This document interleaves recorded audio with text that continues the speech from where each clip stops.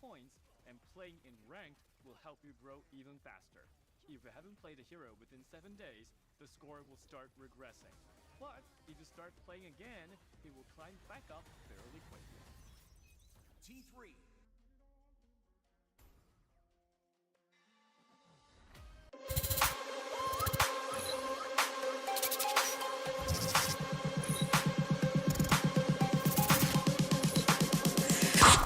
Sun's up, it's a new day, make the fire. Put your boots on, we about to get higher. Makeup, show up, pick a side, yeah, bring it, got it, drop it. Hey, starting soon, it's a new day, pick a trigger. Fill up the cup away, think about it, like sugar. Bring it, got it, pop it. It's a new generation, decide, got it. Just don't get to zero. Let go, aim your arrow. Break the shackles, prepare for battle. It's here and now. Like a game, we're the stage, stronger than I'm out of place. It's on, show must go on. Welcome to the new world, yeah. Like the flame, bring the cage, rage, ripping out the page. It's on, the show must go on. Welcome to the new world, yeah.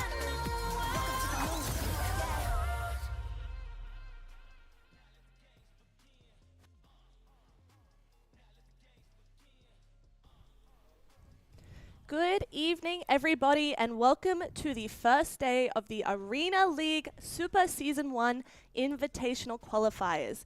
It has been a couple months, but Pro T3 Arena is back, baby. Today, you have me, Loz, as your host, and joining me are the two lovely casters, Xenox and Guz. How are you doing, boys? Doing great, Loz. So obviously we got Shuri as well. Shuri, I'm so sorry, Shuri. Our beautiful analyst joining us today, Shuri, calling in. How are the three of you doing? Obviously, we're up nice and early. Shuri's going to be the one that's the magic man in the box today. We'll get all of his analytical insights throughout the day as we go on. But obviously, for us, excited to be back doing T3. It was a couple of months ago that I obviously got introduced to T3, got involved. Obviously, Shuri's the veteran and has been around for a while. And I think for Guz, I think it's your first time. Yeah, T3 debut. Very excited to jump into today. There's been quite a few changes in the T3 scene as well heading into this, so it should be good fun. Yeah, we have changed from the 3v3s of past, and we are now into complete 5v5s. Shuri, I would love to know what your thoughts on that is. How do you think that changing to a 5v5 is going to affect the maps and the meta that we're going to see into this season? It's going to affect a lot. The biggest thing is there's only 2 game modes, Control and Payload, and some players are very good at some, and some teams are just almost unbeatable, and that's a really big advantage. And a lot of teams are focusing on one game type over the other to just get really good at it. And so it's definitely going to mix things up, only having the 2 game modes. I think that's the biggest thing. Absolutely. Now, anyone you're looking at that you think is going to do well, or maybe even any heroes that you think are going to do better in that 5v5, more probably aggressive mess of a game? Well, Gatlin is very, very strong and will be 100% pick rate is what I'm guessing. So we'll see a lot of her, and a superstar, Nagi from the Dodgers. I'm his biggest fan. The guy is just amazing. When he turns on, his team can't lose. So I'm excited to see him do his thing. Absolutely. Boys, is there anyone you want to look at today? Any heroes you're excited to see? I know Xenox is the one here who has a bit more experience than old Guz and I. We are new to T3, and obviously Xenox was here last time. So any champs or heroes you're looking to see? I think it's maybe less to do with the heroes, Loz, and more to do with the fact that we're going into 5v5. Last time I got to cast T3 Arena, it was 3v3, so different environment, different play styles, and therefore different compositions completely. Now we go into 5v5, things can change up a little bit. So I'm excited to probably see, like, with 5v5, maybe what the flankers can do. So there's a little bit more opportunities for the flankers. There's a bit more of a backline to disrupt, get involved, and to contend with. So I'm probably looking to that, especially the likes of Aleto. It's always really, really fun. I remember last time, probably my favorite hero to watch. So I'm excited to see that once again. And any thoughts from you guys coming into this with a fresh face, fresh eyes? Anything you're excited to see? Yeah, I think Ossus probably is the most exciting hero from my perspective, right? The ability to disrupt that backline is going to be really imperative. Picking off healers, picking off a flanker hero there. And most importantly, that hero does really reward players who are mechanically gifted. Being able to find those picks and being able to create space is going to be super, super important. And what we've seen sort of in the ranked meta, right? You get a pick or two, you can sort of create momentum and carry that on throughout an entire round. And T3 can be super snappy, right? You make one mistake, you can sort of pay the price for that. In this best of 3 format, you'll need to sort of minimize those mistakes as you go on. Absolutely. And Shuri, I have a question for you. Is there anyone who you think you're going to call out is going to be banned very often in our games for this season? I mean, Gatlin's so annoying. Yes. You might see that. But also, things like Jabali are so good that you might just take that out, and then you have to use either an off tank or just go with a 1 tank setup. So, I mean, there's a lot of different things you can do. Ruby has gotten nerfed. She was a really big one you would ban before, and Gatlin as well. But now I think it's going to be Jabali and Gatlin mostly. Absolutely. Now, boys, today we are heading into a single elimination best of 3 in this 5v5, and we only have 1 game coming up, so we could possibly make it to 3 games. Now, our maps, boys. Elephant Estania has been extended with the new 5v5. It is not just control, we go to a payload after. Have you had an experience casting this map, Xenox? What do you think the strats are for that? I mean, I think Shuri's the one with the experience here. Definitely. I just want to make you feel included. I think obviously the biggest thing is the modes themselves. Obviously going down to the fact that we've just got the 2 modes. They'll play out pretty differently, and you're going to have some teams that are going to be a little bit better on payload, escort, whatever you want to call it, and versus control, where obviously then also the compositions can change up completely based on the 2 different modes as well. So the biggest thing is sort of like, not necessarily home field advantage, but if there is one mode that a particular team finds that they can have a little bit more success on, it's obviously imperative that they can actually get that result, and then they can maybe challenge on the other mode that they do struggle on. So I'm very keen to see obviously how that's going to play out in a best of 3 environment. I do believe we go to escort twice, so yes, you, it seems you would want to hope that your payload mode is obviously going to be good. But yeah, I guess maybe getting Shuri's thoughts on the map itself, and obviously coming into 5v5 there's going to be maybe some question marks. Yeah, so the extended part changes everything on this map. So there was a 5k heal room that was kind of small, and if you put a Christina in there, nobody could even touch you. You had full control of the hill, and it was almost impossible to get in. But now it's extended, and it is a very large room, and you can't have one guy control it. So it kind of changes how the map plays entirely. And you're going to see a lot of people picking people off, and so you're going to see some Osises, Gatlins, and it's really exciting. And I do love the 2 payloads as well, because those are the ones where you're going to get the most variety, and it's not going to be cookie cutter, and you're going to see a lot of innovative stuff, and that's what I'm really excited for. But Elephant Astana is definitely fun. Absolutely. As we take a look at the next screen. My bad. So today we are obviously here for the invitational qualifiers. We have 2 teams who are competing today, looking to advance to the season finals in about a month's time. Then yeah, I mean, I think obviously the biggest thing here is it also gives teams an opportunity to experiment in some ways. This is not exactly the season finals. In saying that, elimination means that you do obviously want to be able to advance. So you've got to pretty much bring out your best if you want to get to the season finals. So it's a little bit tricky. You know, certain tournaments, depending on the way that it is structured, you can actually end up in a position where you save strats, as you probably call it in the esports term. So I'm not expecting to probably see that today. I think teams just want to get the job done, get over the line, bring their best, and that's the beauty, I guess, of elimination. There is the wild card, though, of course. So with the open registration, teams can get involved. You can obviously get on in there and get your team in. So there are multiple opportunities to get to the season finals, which should be a lot of fun. Obviously, decent prize pool as well, and obviously for T3 Arena, it's just getting bigger and bigger. Absolutely. I think it's really cool as well that we're starting off with these invitational qualifiers where we're seeing mostly teams that competed in past T3 tournaments. So it's going to be like a bit of fun, hopefully for sure, seeing some old names, people that he can get behind and root until we head into the wild cards after these qualifiers. Shuri, anyone that you are very excited to see from the last broadcast? As we head onto the rules, sorry to interrupt. Guz, would you like to take us through the rules here? Yeah, sure. So as we sort of mentioned before, best of 3 format, we go control and then double payload escort. So of course, teams have probably invested a lot of their time and effort into making sure that they are across the payload escort format, knowing that there's a fair chance they'll have to play it twice in their games. That said, as Shuri sort of explained before, some teams may have opted instead to be a bit more dominant in the control game mode, get that early advantage and put pressure on their opponents heading forward. But I mean, either way, at the end of the day, you need to be strong in both formats, and both play out quite differently, so we get to see both teams at their best. It's an interesting one, though, I think, in my mind. When I look at this setup, and this is probably more of a conversational topic for Shuri, when I think about like the idea of certain teams that maybe want to do better on control or do better on payload, if the rules are that there is going to be double payload, Shuri, you're probably not too worried about control in general. Is that the gist for most teams, where they don't put too much emphasis on the control mode? They kind of just play what they got to play there and focus more on payload? That's what it kind of was, but everyone expected this third map to be Giga Cave, and that and Browerstock played kind of similar, but Old Medina is completely different. It's almost control.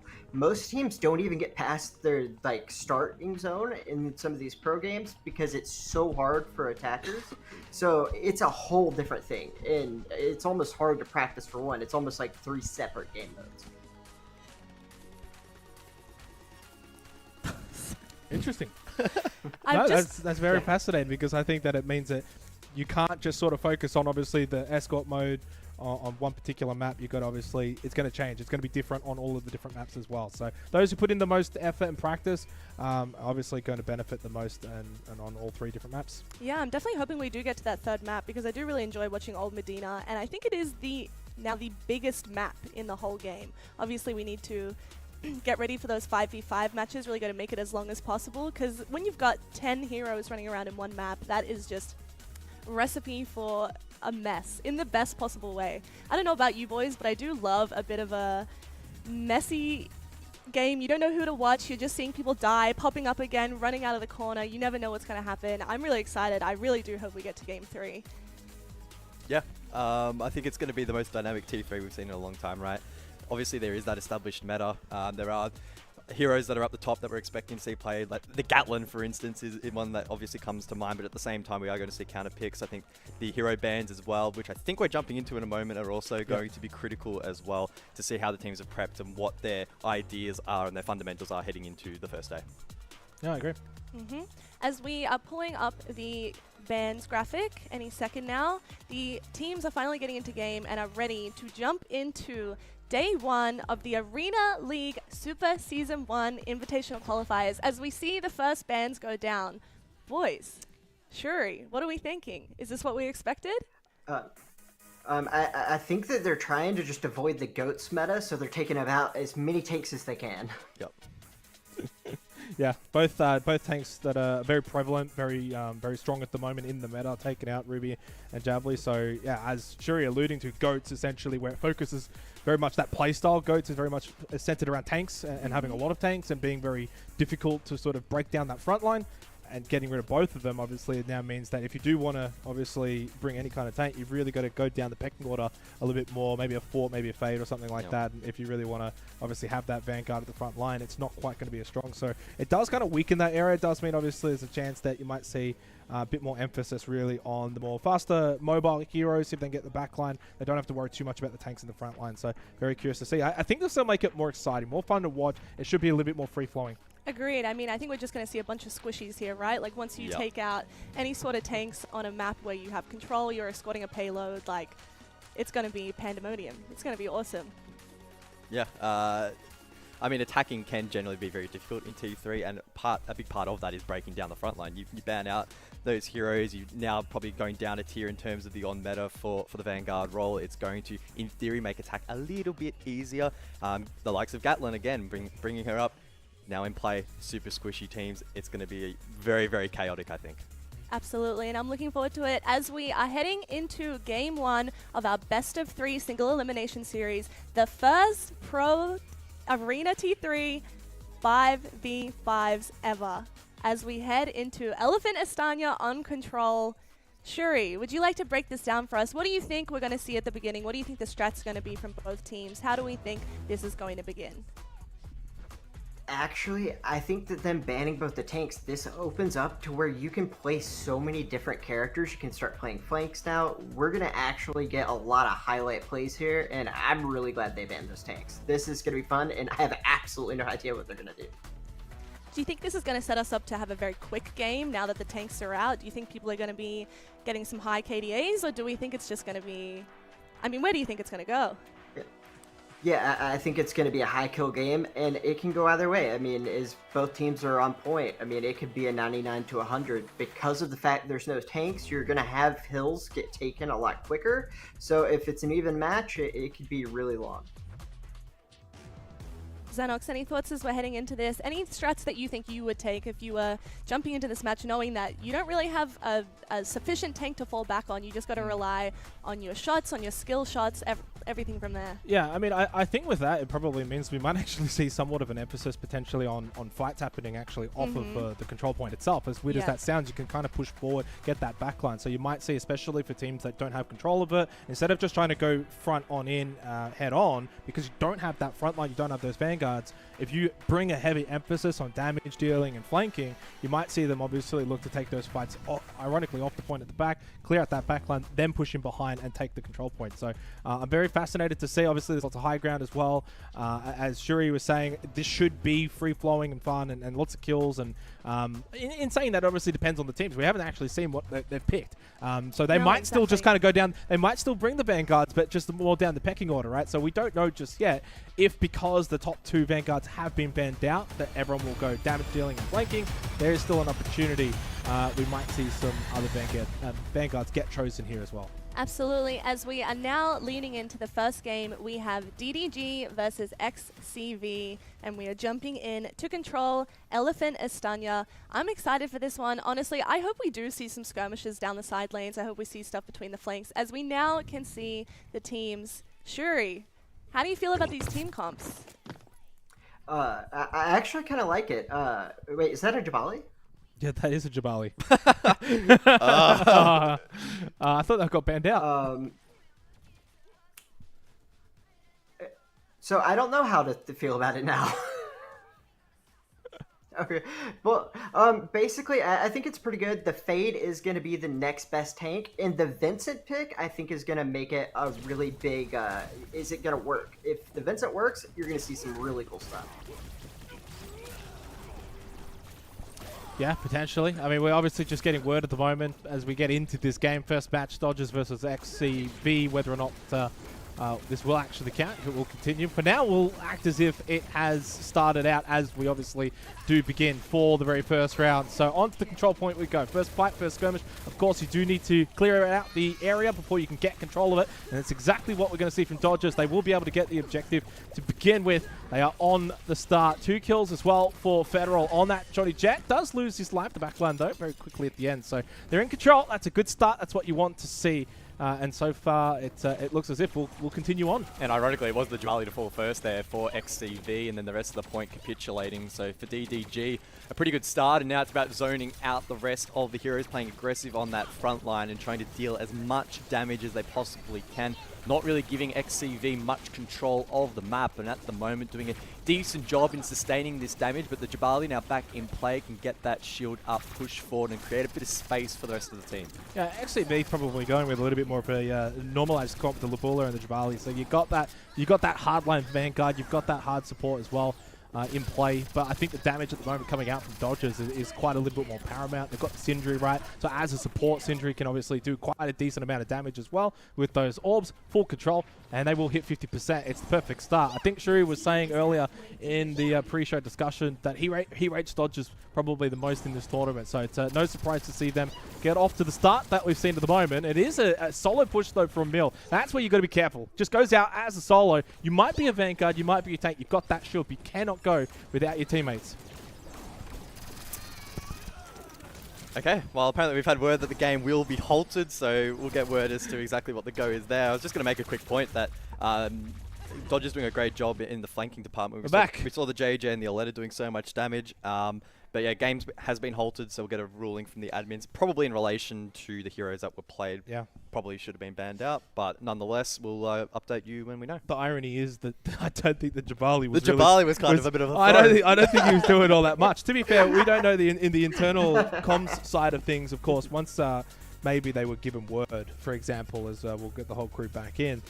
Sometimes they get given word early. They keep kind of somewhat playing it out, but obviously, I think there was a bit of miscommunication there, Loz. And yeah, the Jabali, as we saw, should have been banned out. I was confused by that. I did see the icon, and I was Yeah. like, I thought that got banned. Maybe I misread. Maybe I wasn't listening. But Yeah. no, that is absolutely what happened. Yeah. Shuri, I would love to ask you. Obviously, we're starting this game again, but we did see a little bit of the strats from both teams, and your favorites, the Dodgers, were just getting really dominant straight from the beginning. Federal was just doing an incredible job. Is this aligned with how they usually perform?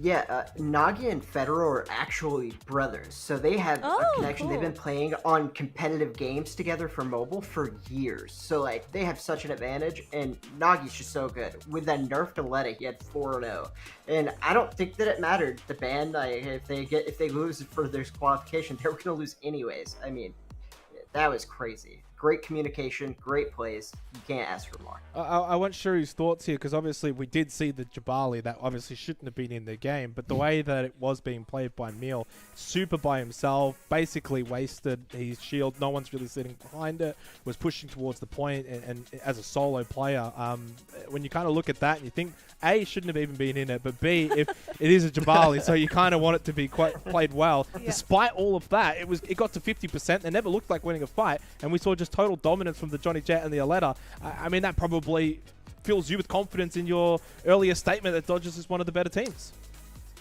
Oh, it definitely does. I mean, you got to think about it. Like, when that Aletta and Johnny get in that back line, everybody's distracted. Nobody went to go help the Jabali. He had no healer. He had nothing. So the Jabali's just in the circle all alone because that Aletta and Johnny are in the back line, just destroying everybody. And so everybody's focused on that instead of helping their Jabali. Now, Shuri, I do have a question. I heard you mention, as we did get it in the start of the game, about the Vincent pick, and your point was basically, if it works, then it's good. And I would love if you could just kind of expand on that idea. What do you need to make your Vincent work? What do you need to make it good and executable? And what is it that makes it sometimes not very good in a situation?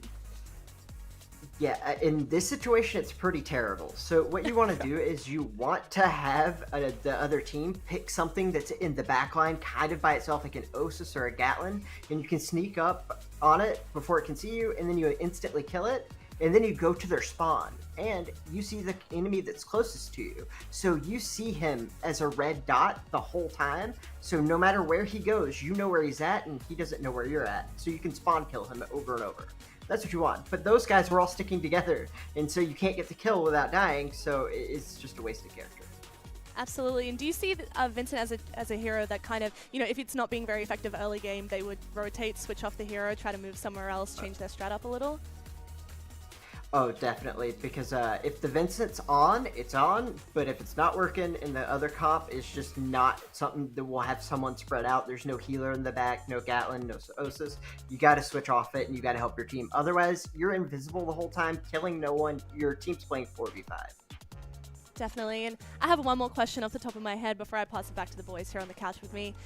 Do you think that by having this little bit of gameplay, the enemy team seeing how Dodgers were playing, granted they have the Jabali in and they ideally won't next game, but do you think that gives them any sort of advantage going into another game, fresh start, knowing what the other team's kind of game plan is? Do you think they'll be able to capitalize on that? Yeah, I mean, honestly, that was such domination. Like, it's gonna be really hard to get your mental back on that because you chose a banned character. You had a really rough start. I mean, I don't know if they got a kill. I saw everyone had like something in O. Like, it was a really good play, and you gotta realize Brian is he's a content creator that's very good, highly respected in the Spanish-speaking community, and then you have Nagi, who's insane, his brother Federal's crazy. These guys have been doing great in tournaments, like, for a really long time in 3v3, and they're just transferring it to 5v5 flawless. That's awesome to hear, and I'm looking forward for us to get back into the game and see the Dodgers, especially after you've given them such a incredible review.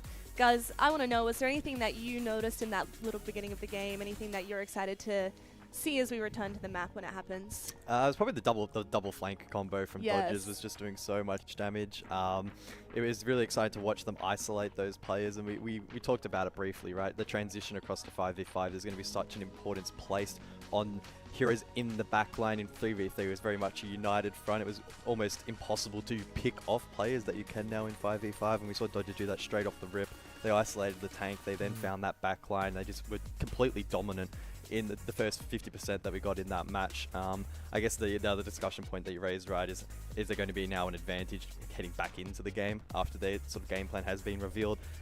I don't know. Are you going to be able to formulate a plan in 5 minutes to quickly counter that? It's going to be pretty tough. I think the biggest thing for me, right, is the stagger of XTV. They can't stagger themselves. They can't keep coming back one at a time once they lose that point. I also think the first fight for that first controlling of the point is so important.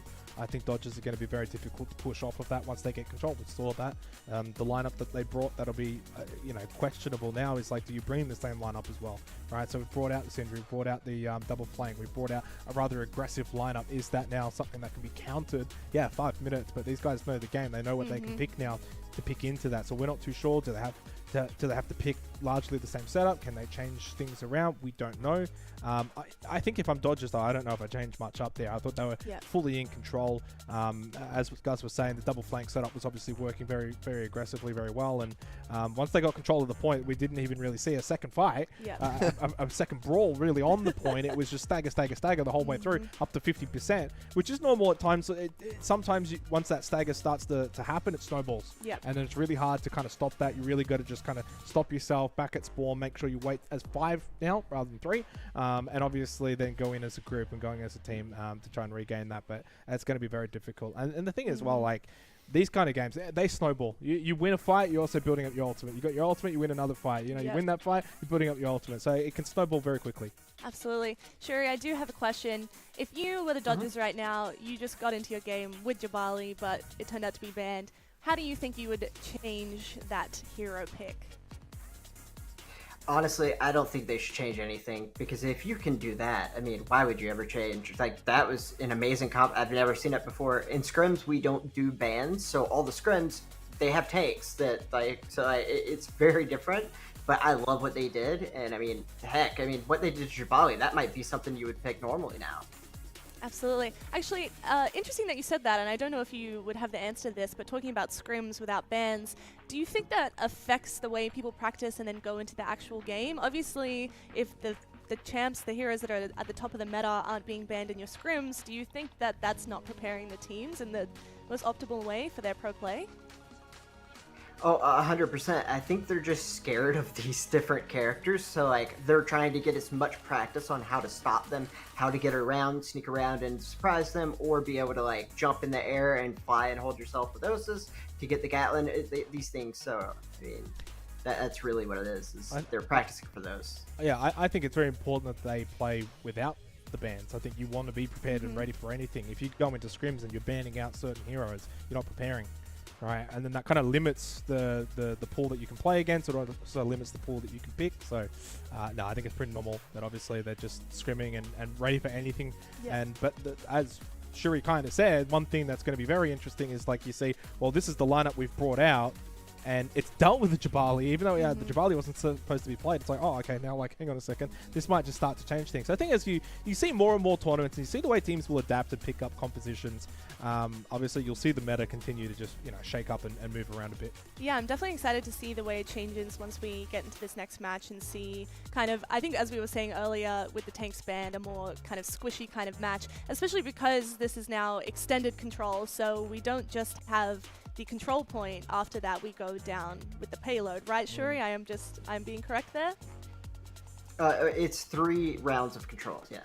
Oh, okay, excellent. Yeah, so with the 5v5 without the Jabali, I think it's just going to be a fun, squishy match, and I'm looking forward to getting into it, boys. This is where then you think, okay, what beats squishy? Right. Vanguards, tanks, right? Yes. And then that's where things like Goats meta become a thing, where it's like, okay, well, if they're going to play double flank and like a DPS support, then we're going to just bring out tanks, and we're just going to go absolutely hard sit on the point. Sit on the point, yeah. And so and that's, take a seat. It's kind of like rock, paper, scissors in a way, right? It's that sort of that essence of where you're constantly evolving and changing the compositions based on what's meta, what's working, what's not working, what counters this particular thing. So I obviously enjoy probably a little bit more of what we just saw, which is the more focus on the DPS being fast, active, free flowing as we do get the bans. And it looks as if we're just going to actually redo the whole thing. Everything's going to be redone. So we are going to actually flip it from seeing the tanks banned out now to some of the DPS. Yeah, I mean, this is what Shuri said earlier about the Gatlin ban. So we've got the Gatlin, but the Jabari ban is no longer in. We have the JJ ban. Shuri, what do you make of this? I think that JJ terrorized him so much they got rid of him. They had to change their strat. And I think the Gatlin ban came in because, hey, why ban the Vanguards? They had one and it didn't do anything. Might as well ban Gatlin, which is going to hurt them more than anything. Because if you're playing squishy characters, Gatlin's the worst nightmare. So, hey, if the tanks aren't a problem, let them in and take Gatlin out. Makes sense to me. That's a good point, and I feel like we didn't touch on that. We assumed that we were going to go in with the same ban, so we were talking about, how they're going to change the strat, but the strat that they changed was the bans. Yeah, but what's interesting now, with obviously Johnny Jet taken out, Gatlin as well, then you end up in a situation where I think actually the Vanguards will be quite strong. I think, the Jabali was dealt with, but was dealt with the Johnny Jet. Johnny Jet's not there anymore, so certainly Jabali's now that little bit stronger than it was before. So it looks as if we're probably heading to Payload. I haven't had confirmation. I wouldn't be surprised if that first map was actually forfeited or something along those lines. Maybe I don't know what the rules are. Yeah, from what we're seeing, it does look like we thumbs are up. Okay, well, I think it was. It was on them to obviously not pick the Bandera and stuff that one up. So we hit the Payload. Very unlucky. So obviously no control. All right, in we head into now, I guess, match 2, as we've lost the first match of the game, and we are into Payload Extended on Browstock. Boys. Well, go to Shuri quickly, because obviously now we've changed everything up. We're going to Browstock, we're going to Payload, mate. We've seen the bans. I think Dodgers still come into this as heavy favorites, but how do you think it's going to play out quickly? Oh, I definitely think that it is going to be a huge thing with that Osus. We're going to see Nagi just make some insane plays. I cannot wait to see what he does. And I think that's really going to be the key of the game. If he's on fire, they win. If not, we'll see. All right, let's head into this one. So second match of this best-of-3 series, and Dodgers up 1-0 does obviously mean that if they can win this Payload, if they can win on Browstock, then they'll win the series. As we head into this one, obviously the Javali is back in, now on both teams as well. No surprise when it does come to Payload. Really good to have those tanks, have those shields on top of the objective to really protect it. So they are attacking. Dodgers will probably expect them to maybe see the entire map here, guys, because they are attacking first. They are the stronger of the two teams, and straight out of the gate, quite literally, they make a very easy entrance and exit, and now they go on the Payload. Yeah, sometimes that first step can be the hardest one in a game of Payload, so a good start here for Dodgers, and the double shield meta for both teams with the Ruby and the Jabali both in play will offer a lot of coverage to that backline to lay down a lot of damage, and it looks like Dodgers continuing this momentum forward. You can see the amount of damage that Ruby's doing on the front line, not a lot of disruption from XCV, and that Payload has been pushed already to the first checkpoint without really any contention at all from the opponents. Yeah, and makes life easy for Zeta as well, really. On that also sitting back, you've got two sort of Vanguard tanks sitting in front of you. Sindri can obviously watch any kind of backline flanking. I don't think we're really going to see a whole lot of that either. And at the moment, when you kind of look at the composition for XCV, it kind of just plays right in the hands, I think, for Dodgers. It's that kind of front-on-front contact fighting, and I think that's just going to really pay dividends for Dodgers. They are just winning every single fight. A little bit of a stagger there on Smooth loses his life rather comfortably on the Ruby, so that's one tank down. Jabali coming back late, can't help out for Sugar Mama 94, and it will be the double. What a name, I tell you what. That's not bad. That's up there. But already, they got 4 minutes. They're almost at the final checkpoint. Not a single kill for XCV so far. So this is pure dominance from Dodgers, just laying down the law, continuing to find these picks and staggering their opponents 10 meters away from completing this objective. Finally contested, but the question will be, can they hold out for 4 whole minutes? Yeah, I don't know. I think Sneak's got the only kill at the moment now for XCV. They're completely just wiping out this point too. Make that 3 very quickly. Stagey falls. This is going to be a very easy capture at the end. The question will be how much time. It looks as if it's going to be 3 minutes and 47 seconds. Plenty of time here for Dodgers. That was a speed run. 2 minutes and 12 seconds. I don't know if we're really going to be able to see XCV match that at all. This is looking like an absolute whitewash here. Wow, it was over before it really began there. Great work from Dodgers, a fantastic start. I mean, there's not really much more to say about that. I didn't quite see at the end, But XCV very much not really contributing to the kill count there at all. Just pure dominance, staggered the entire time. They got one. Dodgers got through that very first wall at the beginning. And once that first wall of defense does break down, it can be very difficult to recover and fight back against that momentum. That's exactly what we saw there. Yeah. And it'll be interesting now, right? We see Dodgers now on the defense. Theoretically, the match will now probably go for the entire duration if they are able to hold out. So hopefully a little bit longer this time. Yeah, I mean, I think what we're probably about to see, right, just to give sort of heads up, most likely we're going to see Dodgers just completely lock in XCV. I don't think they're going to be able to get too far here. There's a clear gap in terms of the skill level between these two teams. That's fine. It's a good opportunity for a team like XCV to learn here against the Dodgers what they can kind of do. I think the issue for them in that last round really was the fact that they kind of just went head-to-head, similar kind of lineup compositions, double vanguards, and you're kind of just taking those front-on fights. And I think once you lose that initial fight, once we saw Dodgers move forward, they've got control of the payload. From that point onwards, it's really difficult to push them off there if you're just basically going head-on. There was no real flank, no real DPS on the sides, nothing on the side lanes.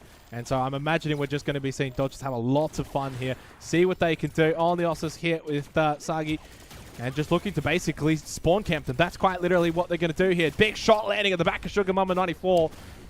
That's going to be Sindri. Look, you can't laugh at that name, guys. You've got to be professional. I'm sorry. It's just such a good name. And yeah, you can see that spawn trap coming through the Ossus, laying down so much pressure. And unfortunately for XCV, just being zoned out of sight. But there you go, the Ossus taken down. Both teams heading into this second round have dropped the Jabali, so it is just the Ruby on the Vanguard to look and play that front line, get damage in towards spawn. But so far, so good here for the Dodgers. There is a little bit of pressure coming through from the attack, but unfortunately for XCV, it is minimal at the moment. Yeah, and this has pretty much gone the way, as I said, it's pretty much gone to full expectation. This is the spawn camp. This is not safe for work at the moment, what we're watching. This is all just too easy for Dodgers. Zeta with another kill there onto Sugar Mama. 3 deaths now, and for Zeta up to 3 kills. Has been around a long time. Very, very strong. Takes out another one in Stagey. And it's just a matter of how many kills can Zeta continue to get. Up to 5 now. Up to 6 very quickly after that. And Sagi as well takes out Sneak. And this is just an onslaught. The demolition here. Nothing that they can do at the moment. XCV to get out. First kill is going to be so critical to then follow up onto that. Finally, Zeta will fall. Who can fall quickly after that one? Federal got quite low, but is healing on up. And this is probably the only chance that XCV are going to get that quickly escape spawn with that Ruby now down. But unfortunately for XCV, the rest of Dodgers stepping up, continuing this pressure on the front line. And yeah, that escape doesn't really look inevitable here for the attack. Dodgers just too good, laying down too much damage. And you see Federal just continuing this train of pain. And that util placement, I mean, it's just so toxic from the defense. How are you meant to get through that as the attack? Well, I mean, we can see probably XCV probably try and shake things up a little bit. We saw Stagey switch over to the Labula. I wouldn't be surprised if they should have actually maybe gone for something like the Jabali. Get a couple more shields. Just make it possible for your damage dealers to actually start to walk out of the spawn. Yes, they've got Smooth on the Ruby, but unable to do a whole lot. And like Sugar Mama on that Sindri, not really doing a whole lot. Up to 7 deaths now. So change it up. Try something different. We're seeing at least Stagey try and change it up with a couple of different hero changes, but yeah, finally Sugar Mama will change it up now after 7 deaths on the Sindri. And Stagey got a couple of nice kills there onto Brian and Federal. That just opens the door ever so slightly now for them to push out, get a bit of breathing room. You're away from that spawn. You can start to get a bit of ground. 40 seconds, though. Obviously, time is completely gone. They're not winning this game, but it's a matter of, at the very least, what can they do for the pride factor? What can they do? Can they get to the next point? How far can they actually go here? As Sugar Mama finds his first kill of this one, takes out Sagi. Brian will fall too to Smooth. That's not too bad. Starting to get a couple of kills now. Yeah, the drop down here, looking to lay down damage and open up the payload, create a little bit of space. 20 seconds remain for XCV to look to get back onto that payload, try and push it towards the first objective, but they find themselves under a lot of pressure. It is contested. 10 seconds now remains for XCV to stay alive. Yeah, Stage is trying to get this one pushing. Finally, they get that kill and can get this moving. Contested once again, though. Brian just drops in and just basically plays ring around the rosy with that payload. Continues to contest it now into over. Hasn't been dealt with. Now the other 4 can get back. It will be a full strength Dodgers here as they look to finish this one off for good. Shields go out. Zeta down to half health. Has been finished off though by Sneak. Not a bad kill. Smooth will fall. Same with Sneak. Double kill for Brian. That should do it just about. They clear this payload in back so much so they're completely off it. Dodgers will take it. That is a very dominant performance. XEV, absolutely no chance at all in winning this one. And straight back to Loz for that map being done. That is probably, I think, the series all but done. I think we're finished. Yeah. That was quick. Am I on? Am I in? Can you hear me? Yep. That was so Right. quick that we came straight back to Loz. And I she wasn't was ready. I'm still looking. I'm like, oh, we have more games to play. Wow, that went incredibly quick, and we did see a few of those things you called out, Sherry. We saw that Vincent in that round 2 do really well. We saw those two brothers that you mentioned. Oh my God, just absolutely dominating. It really felt like Dodgers just had the one up, and the other team couldn't even match their level. Oh, it's not even fair. I mean, you gotta think, if you've been playing together for years, you're in the same place, like, that is such an advantage. And Brian CRC, he has a YouTube channel, and he teaches people. That man was 10-2 at the very end with Vincent. That is insane. The amount of skill and movement it takes to be able to do that, Brian really impressed me. And I saw you mention before, you mentioned something about the Mark with that incredible burst damage. I think that was in technically the first game we saw. That was incredible. It just felt like that Mark was absolutely dominating, taking everyone down, and then leading into the next match, still doing incredibly well. Oh yeah, and so Mark, basically they upgraded his rocket to do more damage, and he can also shoot with a better burst. It's very easy to kill people from further away now, and so if you get anyone like half health, he can instantly kill them, and that's what he did the whole time. Absolutely. Guys, Xenox, any thoughts that you have watching that match? That was an onslaught. Yeah, I mean, I feel like, so this now being the second time that I've ever got to cast T3 Arena, and I remember the first time with Shuri was pretty similar. The top teams are very, very good, and they are very dominant, and it makes it very difficult. Unfortunately, when I cast it back down, obviously it was 3v3, it was still very, very much that sort of top team just completely dominating, and it's happened again here. So it takes a little bit of time as obviously any esport develops, and as these teams and players, they have to obviously now deal with the fact it's no longer a 3v3, now it's 5v5, different compositions, things start to adapt. So who can adapt the quickest is obviously going to be very dominant at the beginning, and then it's about everyone else playing catch up. So for XCV, obviously Control, we saw enough of it, to be honest. I know, obviously ends up being somewhat of a forfeit, but they were never going to win that anyway. And the first 50% of that first point was just so dominant from Dodgers. We saw that continue on Escort as well. So, you know, a little bit concerning, obviously, for XEV that they're that far away from Dodgers. But yeah, Dodgers were just super clinical, and they could obviously expand their hero composition as well, bringing out some heroes that are not considered like super meta. Yeah, I think that was probably the big thing for me. The off-meta picks from Dodgers really sort of flexing their muscles a little bit there, especially in that second map. But more generally speaking, I think the big word was momentum, right? We saw Dodgers get off to fantastic starts, both on Control and Escort. There was no opportunity for XCV to really recover. You flip the storyline right for XCV, poor starts on both. Irrespective of the Jabali pick, it didn't really work anyway, even if it was a bad pick in terms of the rule set, and we saw them get rolled. And then secondly, on that Escort second round, when they're on the attack, they just really struggled to escape spawn, and by the time they did, they had such limited time remaining, they would have had to have played absolutely perfectly, and that's very difficult, especially now in the 5v5 format. Yeah, I mean, I agree. I think that obviously in the 5v5 format as well, it can be a little bit harsher if you can't get those initial kills. So as we saw there on Payload, getting out of the spawn point can be so difficult in 5v5. Whereas in 3v3, you can get that sneaky kill, and then it's a 2v3, and you can kind of push out. 5v5, if you're struggling to get out, it's going to be an absolute mess as we have a look at the bracket here. Absolutely, and obviously we can see from day one, Dodgers have gone through to the next round. They did such an incredible job, and unfortunately we had a team have to forfeit earlier today. So we have seen the Dodgers and X66 head into the next round. Tomorrow we have another 2 sets of games at the same time. We have Aftercooled versus Kombucha Farm, lovely name, and Raihards versus Skin Tea Karens. Ooh, I love these names. I do love these kind of esports when people just make fun names. Sugar Mama 94. Yeah, it's just the best. I think like that's clearly someone who's just having fun with their friends, and it's awesome to watch. I mean, I can't get over how dominating the Dodgers were. Shuri, do you think they're gonna maybe make it all the way to the end? Do you think they're at least just going to dominate this qualifiers bracket? What's your thoughts? I think this one's actually going to be a lot closer. In 3v3, we had a team, X66, go into the open bracket tournament, and they actually won their round, but they had a guy drop out, and they didn't want to play with their backup, so they had to forfeit. They were supposed to be in the Arena League Finals. So this team did make it to the Arena League Finals, and so did Dodgers, so I think we're going to have a much better game here, and I don't know who the two guys they picked up are, but I'm very excited to see who. Can I just say, imagine that. Player drops out, you got a backup. How bad must you be if they don't want to play with you that they'd rather just drop out? Yeah, we'd rather not win. We'd rather just not even try, just to not play with you. That's a bit harsh. That's a bit harsh.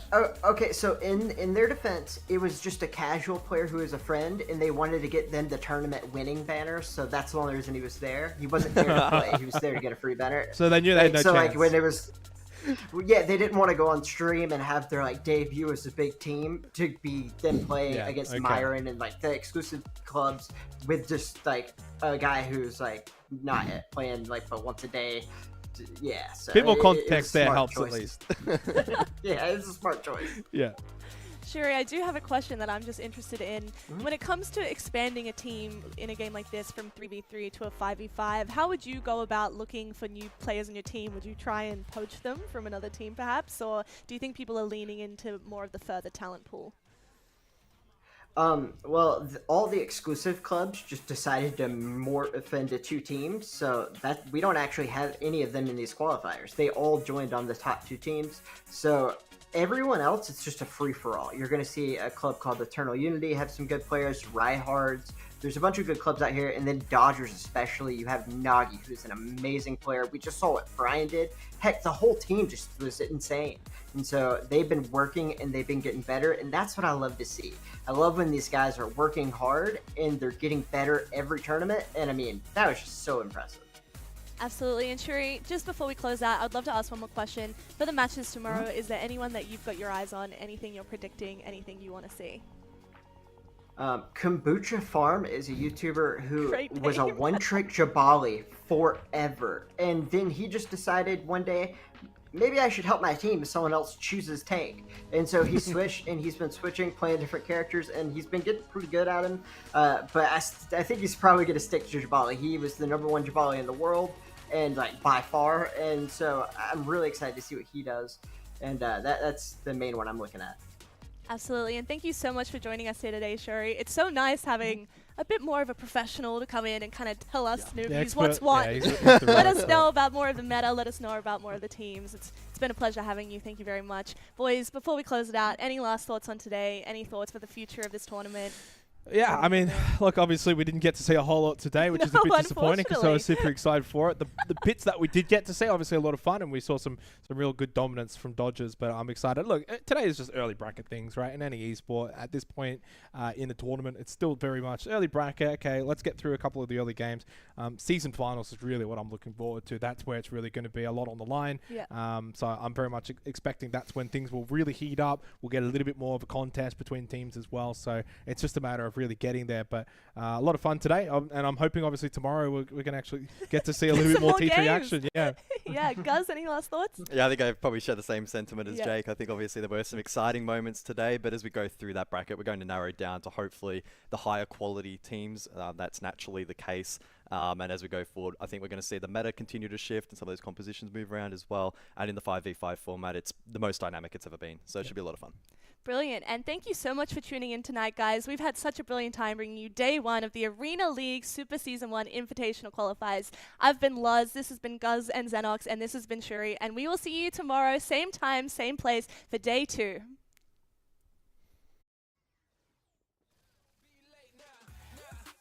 Everybody come on. Everybody come on. Everybody come on. Like another 5, let me see you work. Like another 5, let me see you work. Work it out, work it out. Like another 5, let me see you work. Who you know bustin' like this? 2x2 plus all my friends. They don't know how we got in. 1, 2, 3, I plead the 5th. Work it out like a marathon. And they hit 'em with the high 5 of motor car. Swing for the fences like Barry Bond. Got the track running wild like the Amazon. Ay. Work that, work that, work that. Like another five, let me see you work it out, work it out. Work another five, let me see you work. Everybody